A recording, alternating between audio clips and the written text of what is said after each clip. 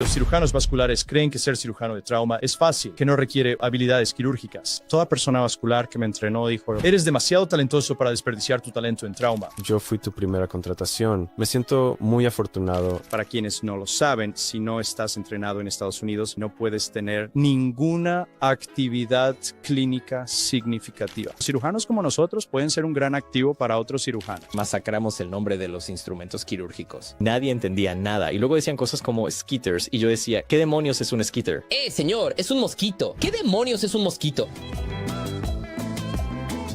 Two vascular surgeons walk into a bar and come out with a podcast. We are talking everything vascular and not. Welcome to the Life of Flow podcast. The following podcast is not relating to my teachings and work at Del Cedar Medical Center and is for entertainment purposes only. Bienvenidos a otro episodio de Life of Flow. Hoy tengo el gran placer de invitar a alguien que, saben, ha sido muy influyente. Es influyente en mi vida diaria, el doctor Pedro Teixeira. Él es el jefe de división aquí en Austin, Texas, en la Universidad de Texas, en Del. Y vamos a tener una conversación que probablemente abarcará muchos temas, Pedro. Tienes una gran historia y te dejaré que la cuentes, pero creo que la forma en que has llegado a guiar este proyecto tan emocionante, que es yo diría, no es solo una división de cirugía vascular o la cirugía vascular como un proyecto, sino que es mucho más amplio que eso. Bueno, y tengo muchísima curiosidad y un gran interés en cómo te estás guiando y cómo te informas activamente al pasar por todo este proceso. Así que, sin más preámbulos, bienvenido, Pedro. Gracias. Es un placer. Es un placer estar aquí. Así que Pedro, para aquellos que no te conozcan o no sepan de ti, ¿qué te parece si comenzamos con un breve resumen de dónde eres, cuál fue tu trayectoria profesional, cómo terminaste haciendo trauma y luego cirugía vascular y cómo llegaste aquí a Austin? Sí, eso es. No sé si puedo ser breve. Es una historia bastante larga. No, soy de Brasil originalmente. Nací y crecí en Brasil. ¿Qué parte de Brasil? Soy de Belo Horizonte, que es una de las capitales en el sureste, en el estado de Minas Gerais. Así que nací y crecí allí. Nunca pensé en venir a los Estados Unidos. Estudié medicina, me convertí en cirujano e hice mi formación allí.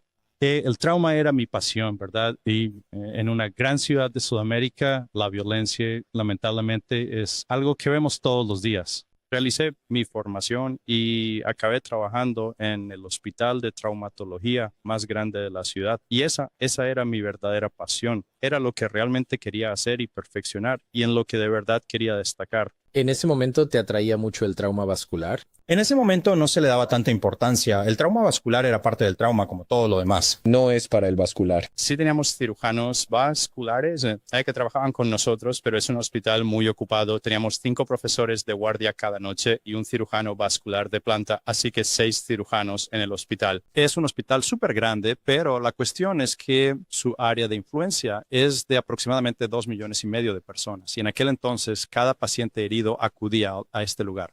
A veces los pacientes solían ir a hospitales más pequeños, pero al final de su camino, ya sea de forma aguda o de una forma subaguda, los pacientes siempre terminaban con nosotros. Así que estábamos muy, muy, muy ocupados. Así que el trauma era lo mío y eso era mi pasión. Por eso me interesé en venir a Estados Unidos, que para mí Estados Unidos, la medicina en Estados Unidos era algo que leías en los libros de texto y muchas cosas incluso las leías y decías eso.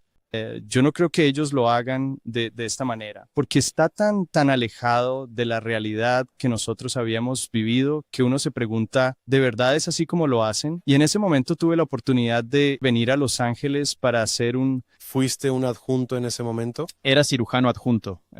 ¿Cuántos años más? Llevaba 2 años de haber terminado y se me presentó la oportunidad de venir a realizar 1 año de investigación. Entonces el doctor Dimitradis, que es uno de los nombres más importantes en cirugía de trauma a nivel mundial, vino al Colegio Brasileño de Cirujanos a la conferencia.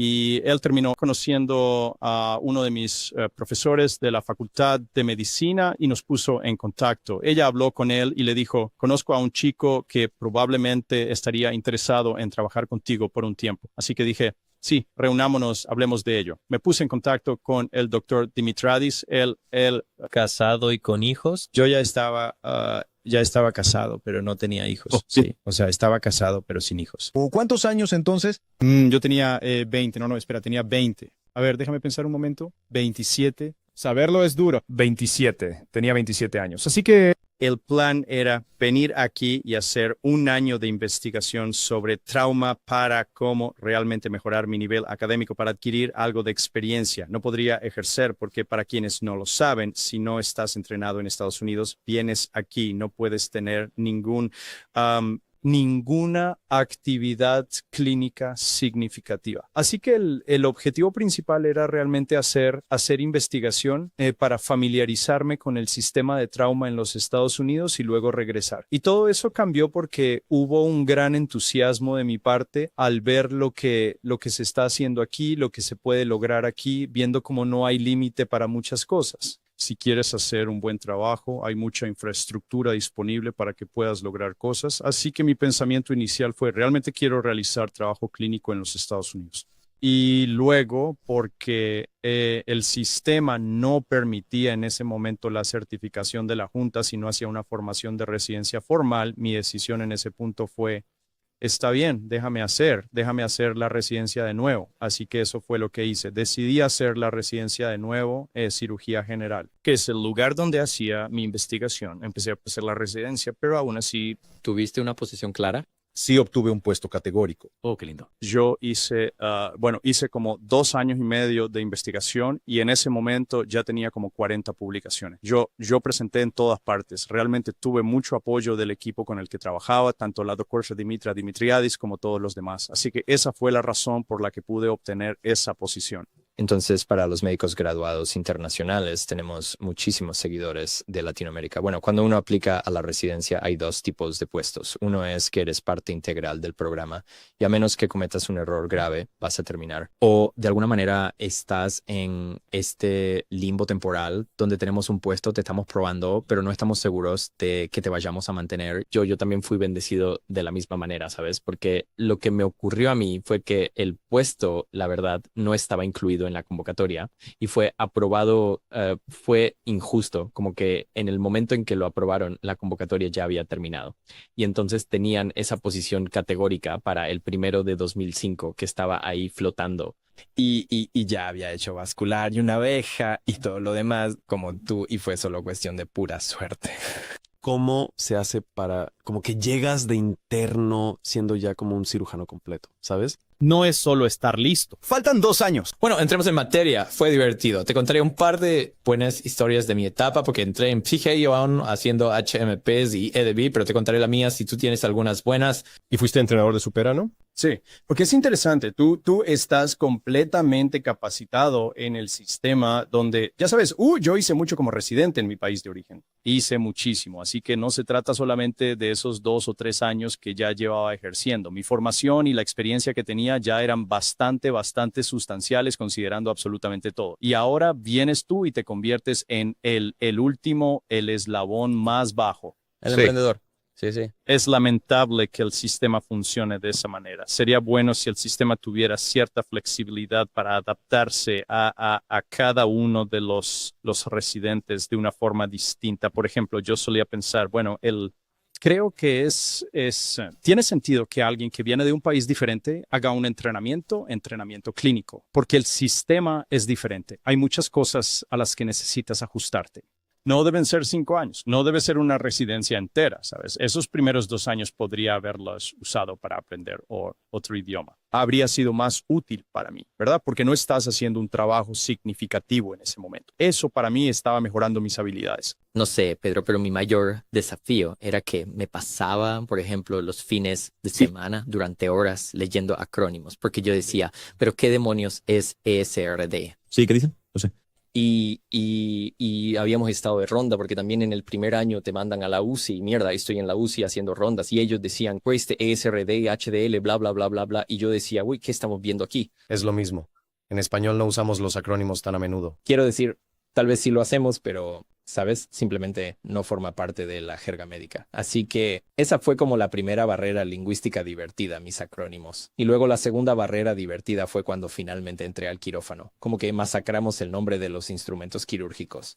Como macerarlos, ¿no? En español. Y entonces simplemente inventábamos estas cosas que no tenían absolutamente ningún sentido y nadie entendía nada. Y luego decían cosas como skitters. Y yo decía, ¿qué demonios es un skitter? Y ellos dicen, señor, es un mosquito. ¿Qué demonios es un mosquito? O sea, es un insecto que vuela, así que esas eran mis dos grandes barreras a lo que dices. Sí. Eso pudo haber sido fácilmente cualquier año. Te da una perspectiva, ¿sabes? Sí, te da una perspectiva. No creo que todo el mundo pueda hacerlo. Necesitas tener un cierto grado de humildad. Necesitas que tu ego, quiero decir, sí, porque si acabas en una situación donde lo que quieres es demostrar que eres mejor, que tú simplemente tienes que aceptar, de acuerdo, ahora soy uno de los residentes, soy el eslabón más bajo de la jerarquía y es casi como si llevaras a cabo un programa de desarrollo personal. Pero te convierte en un tipo particular de profesional que se vuelve, que esto es muy interesante porque nunca lo había pensado mientras nos adentrábamos en esta conversación. Me ayuda a comprender potencialmente gran parte de mi determinación y mi capacidad para simplemente reinventarme múltiples veces, ¿verdad? Tuve que ir a Alemania, tuve que aprender el idioma, tuve que reinventarme por completo. Así que no importa qué te depare la vida, qué limones o limas te encuentres en el camino, te conviertes en una persona muy dinámica y muy adaptable.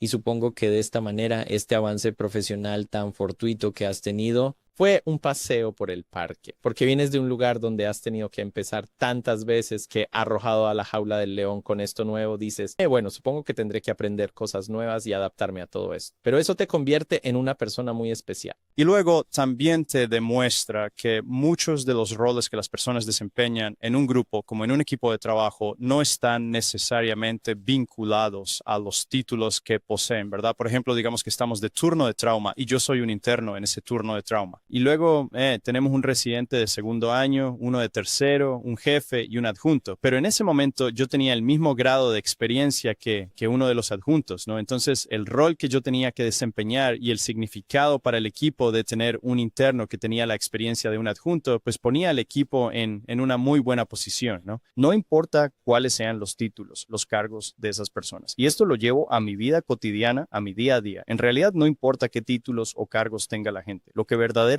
importa es lo que pueden aportar al equipo. Considero que eso es sumamente importante.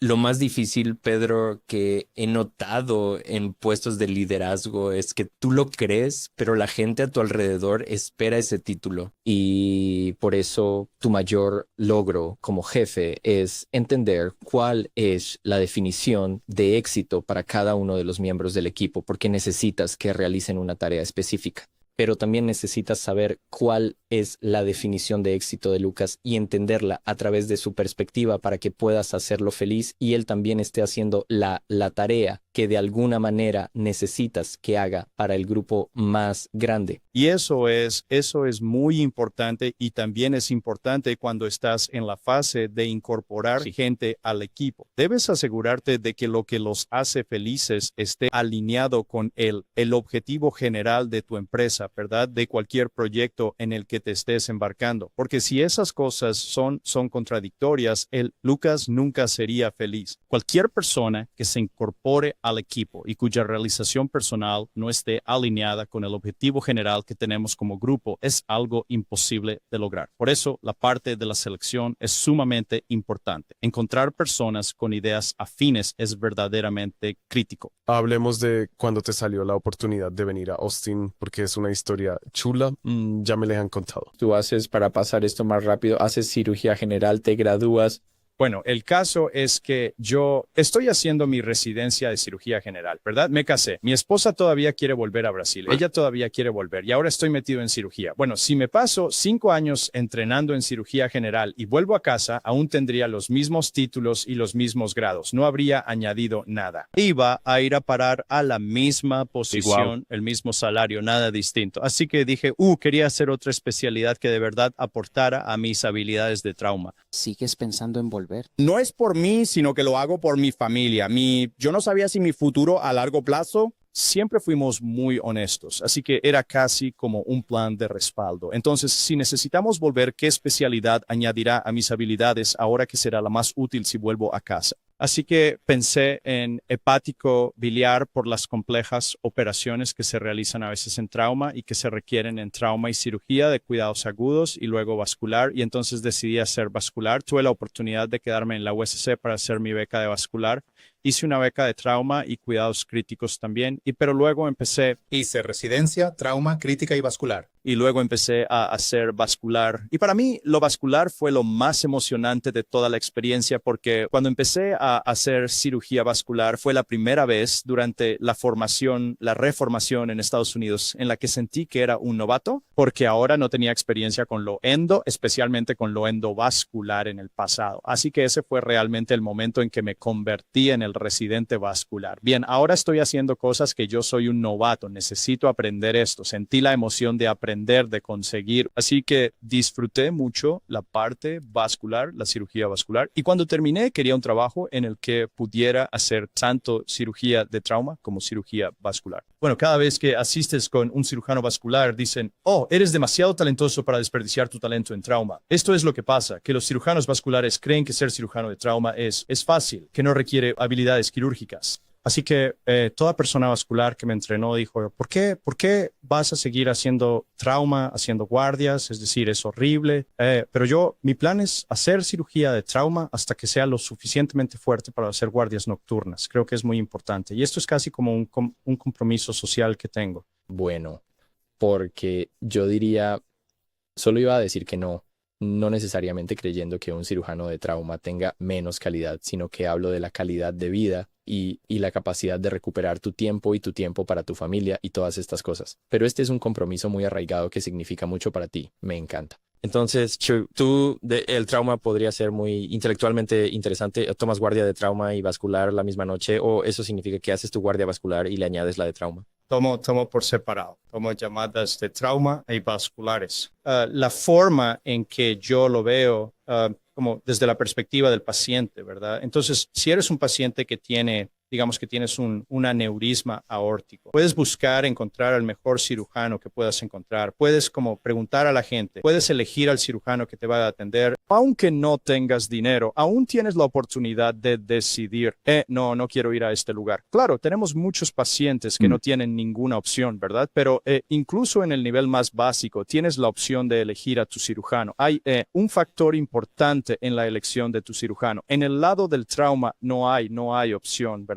Te tocará el que esté de guardia esa noche. Y yo me comprometo a que al menos para todas las personas que acuden cuando estoy de guardia, quiero ser ese cirujano que si tuvieran la oportunidad de elegir, me escogerían a mí. ¿Tiene sentido lo que digo? Quiero ser de ayuda para quien se lesione esa noche y venga a nuestra sala de urgencias. Eso significa, Lucas, para ustedes, porque, siento que este es el súper cirujano, ¿no? Sí, y si estoy en tu equipo, Pedro, y trabajara para ti, y estoy en un aneurisma de aorta roto, o digamos, algo un poco más complicado, más combinado, digamos que hay una fístula aórtica entérica, así que sé que eso va a ser una pesadilla para, ya sabes, el manejo de los intestinos y todo lo demás. Me encantaría tenerte en marcación rápida y decirte, Pedro, estoy jodido, porque supongo que estos tipos te llaman a ti antes de llamar a un cirujano general que no tiene experiencia vascular. Y es que qué bueno que él sea parte de tu equipo, entienda lo que haces y tus complejidades mientras viene a darte ese apoyo, pero eso significa el triple, el cuádruple de trabajo, porque vamos, estos tipos te están usando como su referente para estas complejidades. Sí, pero eso también se relaciona con lo que hablamos antes de que empezáramos la grabación, la importancia del cirujano vascular como un soporte fundamental para gran parte de todo esto.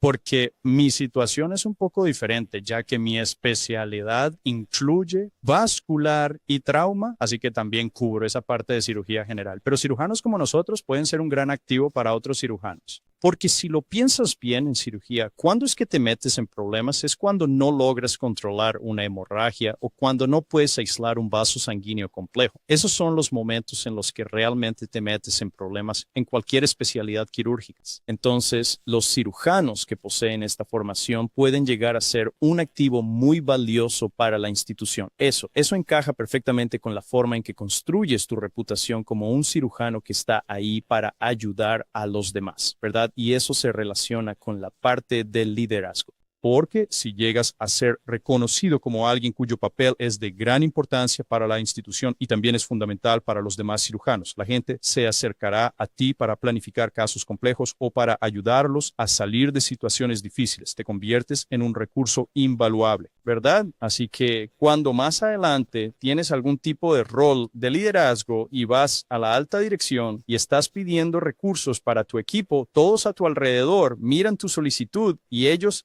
se identifican porque piensan, oh, está bien, si consigo recursos para mi equipo, indirectamente todos los demás se van a beneficiar, ¿verdad? Así que creo que este es un papel para los cirujanos vasculares y hasta cierto punto para los cirujanos de trauma y cuidados agudos, que realmente no se enseña. No lo discutimos, pero creo que es muy importante. Así que probablemente vayamos a profundizar un poco más en esto, pero estábamos hablando con el doctor Frank Bath. ¿Cuándo fue? Ayer. Él cree firmemente que deberíamos ser una especialidad completamente independiente. ¿Cuáles son tus sentimientos, dado que tú eres esencialmente la transición perfecta de eso? Eres un mutante en muchos sentidos, que tiene esa capacidad. ¿Dónde te posicionas? Sí.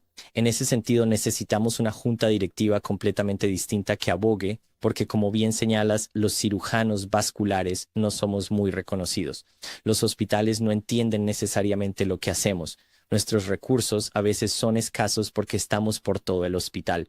Yo digo que somos el equipo de limpieza, porque nos llaman cuando la mierda golpea el ventilador. Y estamos arreglando todos estos otros problemas. Y a tu punto, cuando eventualmente necesitemos trabajo, estos son los tipos que nos apoyarán. Pero, ¿por qué estamos siempre buscando y solicitando ese apoyo de nuestros pares cuando nosotros como institución o como un grupo complejo de individuos con una especialidad tan particular no deberíamos tener la necesidad de andar suplicando por esto, ya que requerimos todas esas cosas? Entonces, ¿cuáles son sus pensamientos sobre la Junta Americana de Cirugía Vascular? Me preocupa que una separación completa. Quiero decir, hay ciertos aspectos de la cirugía vascular, especialmente si te adentras en el trabajo endovascular, muy complejo, que casi parece estar separado de la cirugía general, ¿verdad? Está separado. Es algo completamente diferente, pero no estoy listo para decir, oh, necesitamos un divorcio total aquí. Sabes, el núcleo de lo que soy es un cirujano. Soy cirujano y también soy cirujano vascular. No creo, al menos en mi caso, para quienes practican solo cirugía vascular, que no haya algo que decir sobre pertenecer a esta entidad mayor que es la cirugía. Y esto es cierto para muchas especialidades quirúrgicas. Creo que el problema que tenemos aquí con la falta de reconocimiento de este rol de apoyo tan crítico que desempeñan los cirujanos vasculares, es la forma en que funciona el sistema. Los incentivos del sistema no reconocen este papel tan importante que desempeñamos, ¿verdad?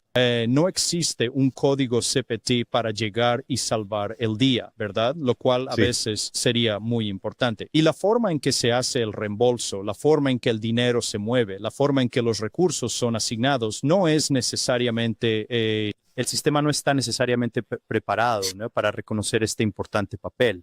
Sí empezamos a discutir como de abogacía. ¿Qué podemos hacer para que el valor del cirujano vascular sea más reconocido? Probablemente sea algo en el sistema por lo que tenemos que luchar para que esto sea reconocido objetivamente. Por ejemplo, casos que requieren un cirujano vascular que tendrían una categoría de codificación diferente, ¿verdad?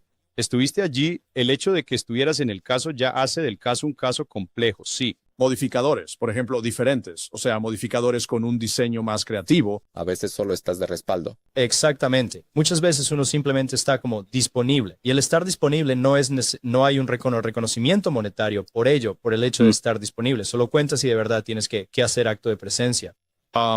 ¿Verdad? Y es muy diferente también si te unes a otra especialidad en el quirófano de forma planificada. Es distinto a unirte en una situación de emergencia aguda cuando las cosas están fuera de control. Así que creo que una manera eficaz de abordar este problema sería llevar a cabo un impulso mucho más significativo para que se reconozca de una forma estructurada algo que realmente pueda poner en valor nuestro papel como especialidad de apoyo. Nos desviamos un poco del tema. Quiero volver a la historia que me contaste del estacionamiento. Así que, ¿qué tal si nos cuentas esa historia? Como les decía, mi intención era, al terminar este largo y extenso camino de formación, poder encontrarme en un lugar donde pudiera realizar tanto cirugía de trauma como cirugía vascular. Práctica completa en ambas especialidades. Busqué muy pocos lugares en Estados Unidos donde pudiera hacerlo, así que mis opciones eran muy limitadas respecto a los lugares a los que podía ir. ¿Cuáles eran esas opciones? Básicamente estaba considerando la opción de quedarme en USC o de ir a Shock Trauma, pero en cualquiera de los dos lugares la carga de trabajo sería o más orientada hacia el trauma o más hacia el lado vascular. Y luego llamé a Carlos Brown. Carlos es el jefe de división de cirugía de cuidados agudos aquí en Austin. Él estaba en USC cuando llegué, así que durante mi investigación nosotros trabajábamos juntos. Carlos dejó la USC para venir aquí, para poder establecer y desarrollar la residencia de cirugía, o de hecho, él es originario de Austin, Texas. Así que llamé a Carlos para poder conversar sobre este asunto. Una de las formas en que pudimos averiguar todas estas cosas, esto creció de manera muy orgánica, porque yo estuve aquí desde el principio, empezamos a sumar cosas, así que me convertí en parte de la base de todo. Por eso creo que fue exitoso. Hablemos un poco de ese proceso porque yo fui tu primera contratación. Me siento muy afortunado, la verdad, pero durante ese proceso tú estabas, digamos, dirigiendo la entrevista y también había un puesto para jefe de división en ese momento. Entonces, ¿cómo fue que eso cambió y alguien dijo, oye, tú deberías ser el jefe de división? Así que yo llevaba aquí solo intentando hacer crecer esto desde hacía ya unos años. Y entonces, cuando tomamos la decisión, Ray, de acuerdo, vamos a establecer una división como es debido, incorporar a más personas a esta división y realmente impulsar el crecimiento. A pesar de que contaba con el apoyo de mi presidente, para ser el líder, yo contemplé la posibilidad de tener a alguien con más experiencia para que viniera a unirse como jefe. Así que, de hecho, abrimos una búsqueda para que yo pudiera contratar a mi propio jefe. Eso no se concretó oficialmente. Entrevistamos a varias personas, seleccionamos a gente que de verdad me encantaría que viniera a ser mi jefe. Estratégicamente, la razón por la que hice eso es primero porque realmente no sentía que necesitara un título.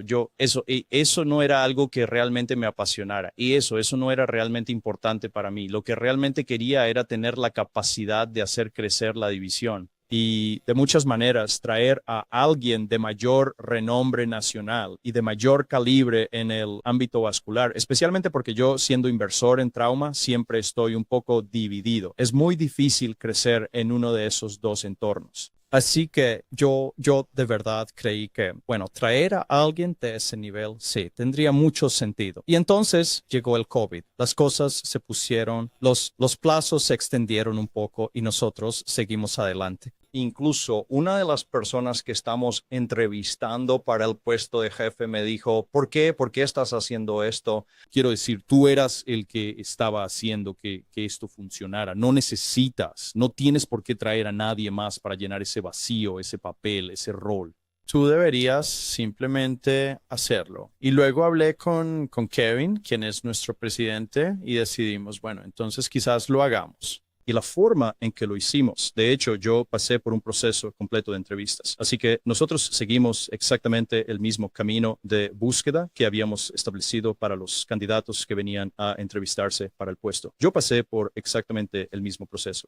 ¿Y cuál era esa visión entonces y cuál es la visión ahora? El tema central de esa visión es la transformación completa de la atención vascular en Austin. Esta situación para una académica, una división vascular realmente destacada que pueda estar orgullosa de lo que hace. Así que esa es la visión. No es algo que sea fácil de lograr porque hay toda una historia aquí de cómo se han hecho las cosas y las relaciones a nivel local. No es fácil. Así que el proceso necesita ser muy gradual y muy, muy cuidadoso. Así que Lucas preguntó si la visión original ha cambiado. ¿Sigues manteniendo esa visión fundamental que tenías en mente? ¿O es algo que hoy quizás consideras que has moldeado en algo completamente distinto? Bueno, la visión es la misma. Así que la forma en que veo toda esta situación es si soy un paciente con un problema vascular que me van a atender en esta área, ¿cuál creo que sería la mejor manera de ser tratado?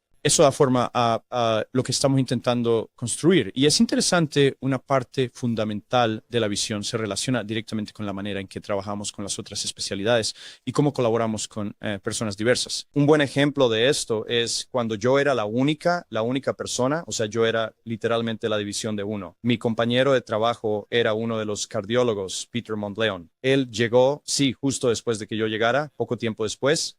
Y Peter y yo hemos llevado casos juntos y todavía lo hacemos. Nos pasamos casos el uno al otro y discutimos asuntos que son un reto. Él tiene un interés muy particular, un interés especial en la enfermedad arterial periférica y esa relación fue y sigue siendo excelente. Y la mentalidad, el enfoque sigue siendo el mismo. Así que cada persona que llega y se incorpora al equipo ahora, una de las primeras cosas que siempre pregunto es, entonces, ¿cómo vas a interactuar con todos los demás? No solo con los cirujanos del equipo.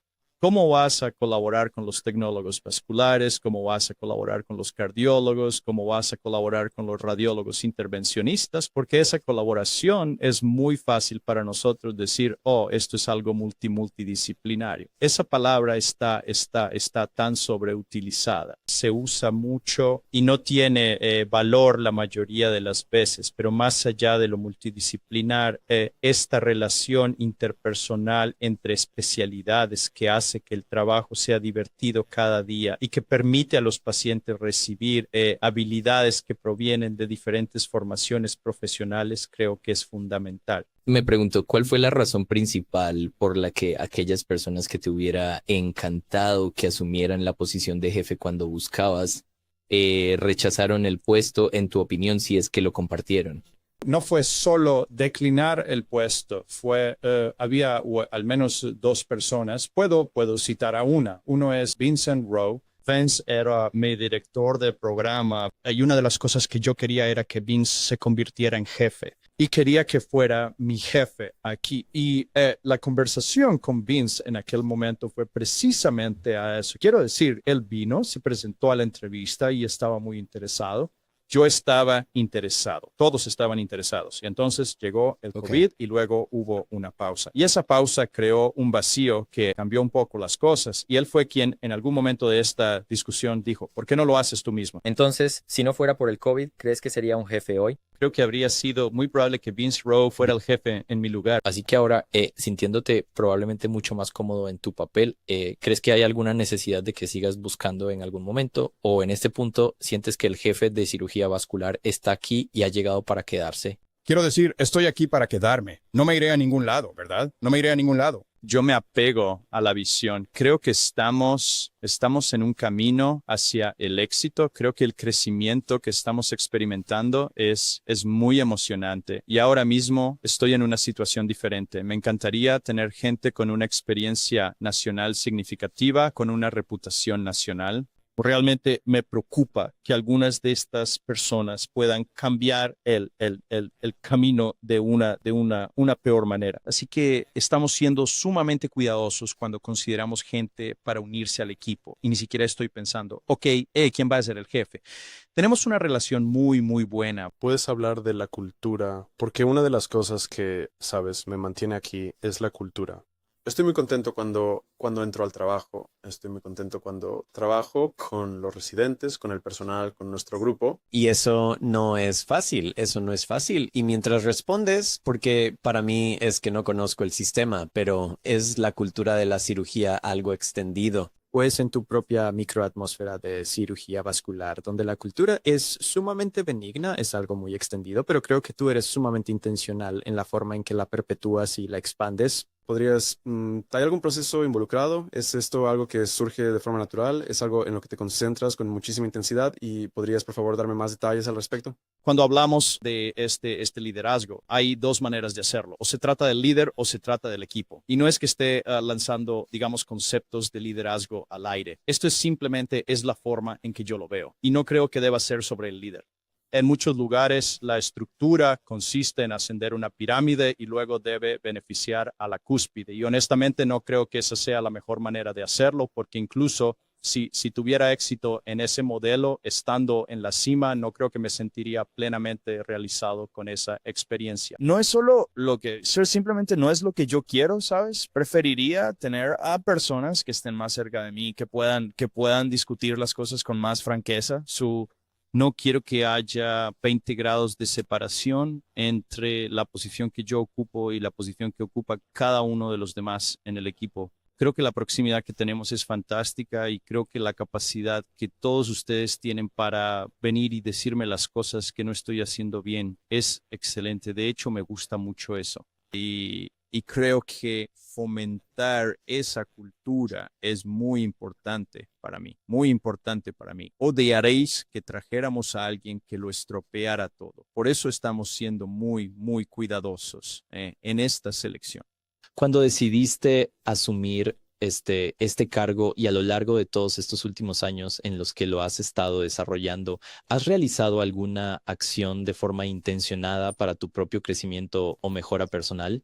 No el aprendizaje automático del día a día, sino has tomado cursos o has leído libros que crees que valen la pena para nuestros oyentes, para que tú, sabes, has trabajado con un coach, has hecho alguna de estas cosas y si es así, ¿te importaría compartir algunos de estos recursos que quizás alguien en el proceso de asumir un puesto de liderazgo debería considerar hacer? Sí, la verdad, considero que la formación académica formal es sumamente importante. Yo realicé el curso de posgrado de Harvard, el curso de liderazgo quirúrgico, el cual es un programa ejecutivo de 1 año de duración. Lo completé y creo que fue extremadamente útil.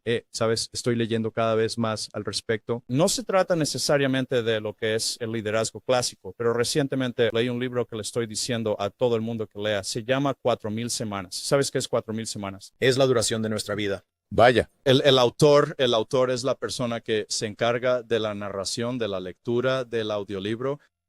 Y gran parte de ello es cómo priorizas las cosas, qué proyectos son porque tenemos esa tendencia de tener, por ejemplo, 2 proyectos muy importantes, varios menos importantes y algunos que no son importantes en absoluto, pero nunca los sacas de la cola y siempre están creando esta mentalidad que tú siempre. Así que gran parte de esto es simplemente que tienes un tiempo muy limitado para ser exitoso, para hacer todas esas cosas que deseas, para lograr todo aquello que te propones.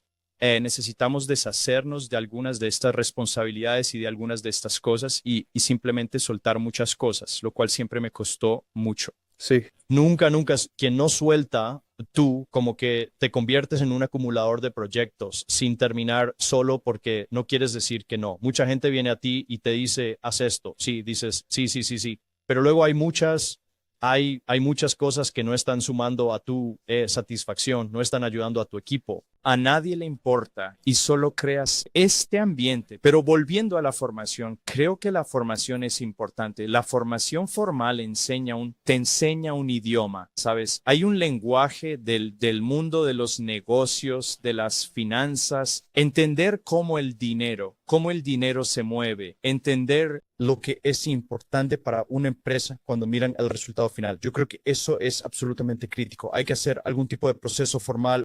Cuando hice este curso ejecutivo, el programa de liderazgo quirúrgico, si miras el currículum, coincide con el currículum de un MBA, solo que está más optimizado y dirigido a un cirujano que está en esa posición. Para mí fue genial. Así que yo, antes de inscribirme en él, me puse en contacto con la dirección del programa y les hice una pregunta, porque estaba considerando hacer un MBA y, sabes, la conversación lo que me dijeron fue, si lo que necesitas es un título o un ascenso, entonces haz un MBA. Si no necesitas el título, hay cursos creados de forma más objetiva para lo que necesitas, o es probablemente todo lo que necesitas, porque pasas por problemas de calidad, pasas por finanzas, pasas por como regulaciones, aprendes muchas de estas cosas y cuando vas a la alta dirección, instrucción necesitas entender de qué están hablando. Porque, quiero decir, la mayoría de las veces ponen las hojas de cálculo y no sabes qué pasa allí. Cuando uno tiene una hoja de cálculo, el médico se ubica en la columna de gastos. Usted es considerado un gasto. Y eso fue para mí cuando escuché esto fue realmente revelador, porque en muchos sentidos sería preferible que nos trataran como si fuéramos una tomografía, como a un médico. Porque el escáner de tomografía, la máquina es un activo, lo que significa que la institución tiene que invertir en el mantenimiento de ese escáner CAD, porque se busca maximizar la vida útil de esa máquina, el tiempo durante el cual va a estar funcionando. Bueno, tienes que hacer el mantenimiento y luego, claro, tienes en cuenta la depreciación y quieres usarlo el mayor tiempo posible, al máximo de su capacidad. Para el médico es diferente. La institución trata al médico como algo que podría irse porque no son dueños del médico. Lo tratan como algo que podría desaparecer. ¿Hay algo que hayas tenido hay algún crecimiento personal que hayas tenido y con eso terminaremos, algún crecimiento personal por el que hayas tenido que pasar para ser el mejor en esta posición? ¿Hay algo que hayas tenido que, mejorar para ti mismo como ser humano? Para mí, tener una conversación difícil, una de esas que incomodan, no es nada fácil. Sabes, tener que decirle a alguien que no está haciendo las cosas bien, que no está actuando de la manera correcta, es algo muy, muy duro, de verdad. Así que esas conversaciones siempre han sido algo que yo intento, evitar a toda costa, posponer lo más posible o simplemente fingir que no están sucediendo en absoluto. Si uno siempre piensa que no es lo suficientemente bueno, puede ser poderoso, pero también siempre puede ser una debilidad. Así que quiero ser respetuoso con tu tiempo. Te invitamos a compartir por 60 minutos. Me encanta que hayas venido. Claro, estamos en Austin, lo hace más fácil, pero me encanta que vinieras en persona. Lucas prácticamente ha traído a todo el equipo para hablar con nosotros. Tuvimos a Dimitris antes y ha sido genial. Entonces, quiero decir, este es mi primer empleado. Bueno, él ha pasado por muchísimas dificultades, ¿verdad? Así que cuando le ofrecí el puesto, era un trabajo muy, muy diferente al que le voy a ofrecer a la siguiente persona, ¿verdad? Nosotros bromeamos mucho al respecto. Cada vez que traemos a alguien aquí, muchas de las respuestas a las preguntas de los candidatos van a ser, no lo sé. Algunas de las preguntas van a ser, tendrás que averiguarlo. Bueno, esa va a ser tu responsabilidad de hacerlo. Cuando Lucas se unió, la mayoría de las respuestas eran así. Muy pocos puntos fueron, sabemos exactamente cómo va a ser. Ni siquiera sabía dónde iba a ser la clínica, ¿sabes? Así que muchas cosas estaban completamente abiertas y Lucas lo aceptó como un desafío. Él ha crecido hasta tener un papel significativo en la división. Los residentes lo adoran y esta es una noche en que al verlo interactuar con ellos, me encanta, lo adoro, de verdad que sí. Diré esto, Pedro, cada vez que hablo con él sobre algún aspecto profesional, está increíblemente contento. Y muchas de esas cosas se deben a tener un liderazgo apropiado y creo que está muy feliz trabajando bajo tu mando y contigo. Y por eso creo que estás formando un equipo fenomenal. Te felicito a ti, a la institución por creer en ti. Muchísimas gracias, Pedro Teixeira, profesor de cirugía, trauma.